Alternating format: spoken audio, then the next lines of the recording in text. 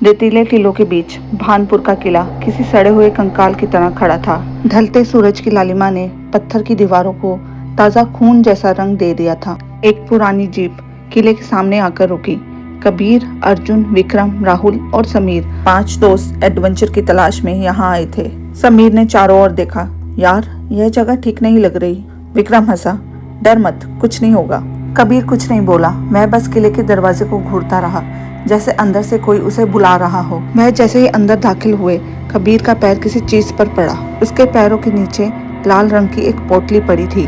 कबीर ने पोटली खोली। अंदर काले तिल, उलझे बाल और एक कटी हुई उंगली पड़ी थी। समीर पीछे हटा। यह तो तंत्र मंत्र का सामान है। विक्रम ने कहा, यह सब ढोंग है, चलो आगे चलते हैं। वह आगे बढ़े। दीवारों पे उल्टे त्रिकोण और अजीब निशान बने थे। एक कोने में काली गुड़िया पड़ी थी। देखो, यह गुड़िया अपनी जगह से हिली है, कबीर ने कहा। तुम्हारा कोई वहम होगा, अर्जुन बोला। तभी हवा तेज चलने लगी। कबीर कुछ सेकंड के लिए उस गुड़िया को देखता रहा। अचानक उसकी आंखों के सामने सब बदल गया। उसे वही किला दिखाई दिया, लेकिन पुराना। दीवारों पर मशालें जल रही थी। बीच में एक तांत्रिक बैठा था। एक डरी हुई लड़की को घेरे में खड़ा किया गया था। श्मशान का स्वामी जागो और धुआं आतिश, उठो अंधेरे की आत्माएं। कबीर हाफते हुए वर्तमान में लौटा।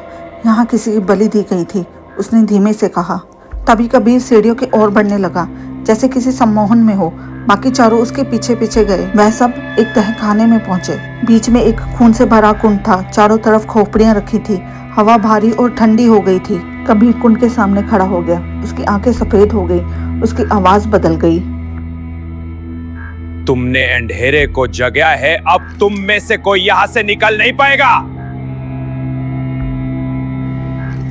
अचानक से किले की दीवारों से काला धुआं निकलने लगा, जो धीरे धीरे सायों में बदल गया।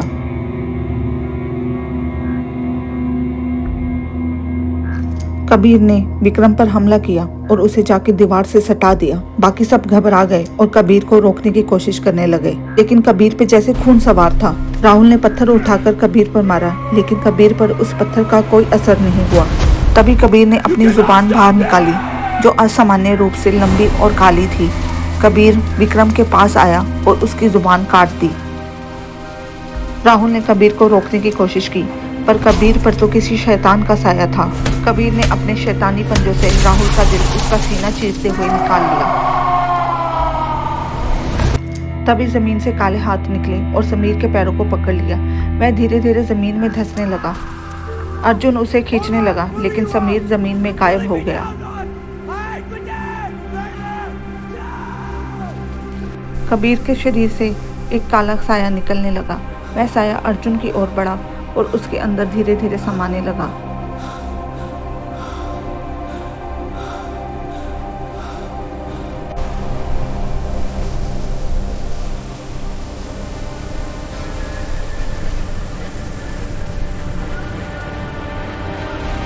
तहखाने के अंदर दीवारों पर 5 हाथों के निशान उभरे हुए थे और किले के अंदर धुंध में 5 परछाइयां भटक रही थी। कबीर, अर्जुन, विक्रम, राहुल और समीर की। सुबह सूरज निकला। जीप बाहर खड़ी थी, लेकिन वहां कोई और नहीं था। भानपुर का किला फिर शांत हो गया, अगले शिकार के इंतजार में।